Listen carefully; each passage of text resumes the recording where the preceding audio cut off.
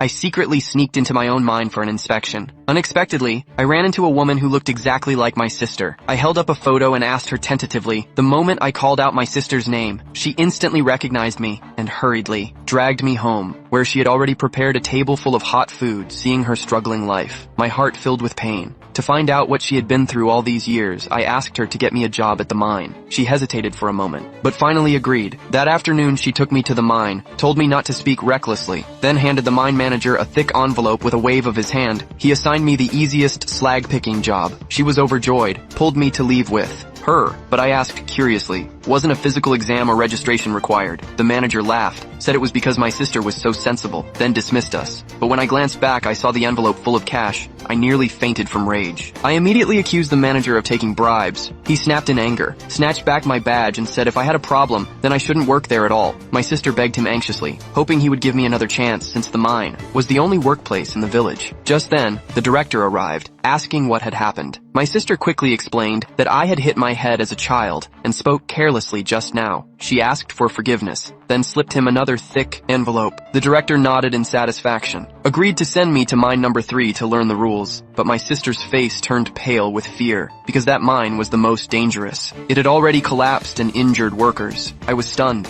I had never heard of accidents at the mine. Determined to uncover the truth, I ordered my secretary to bring people over, but my sister stopped me and even offered to go underground herself in my place. The director ignored her completely. When I tried to pull her away, he blocked us arrogantly, saying if we wanted to leave, we had to pay $20,000 in breach fees. I shouted in anger I hadn't even received a uniform. How could there be a breach fee? But they claimed it was the mine's rule, and that disobedience meant a painful price. When I refused to comply, the director ordered his men to throw me into mine number 3. My sister panicked, begging them to take 8 months of unpaid wages as compensation, but the director insisted either pay or go underground. Then a group of men rushed forward to beat me. My sister tried to protect me and was struck in the head by the manager. She fainted on the spot. The crowd panicked. Just then the director received word that the EI chairman's secretary was arriving for inspection. He quickly had them drag my sister away and locked me in a warehouse, threatening the workers to stay silent. He then pretended nothing had happened and went to greet the secretary. But when the secretary arrived, he sensed something was wrong because I was supposed to be there, yet I hadn't appeared. At that moment, I was in the warehouse being beaten by the manager's men. The loud noise instantly caught the secretary's attention. He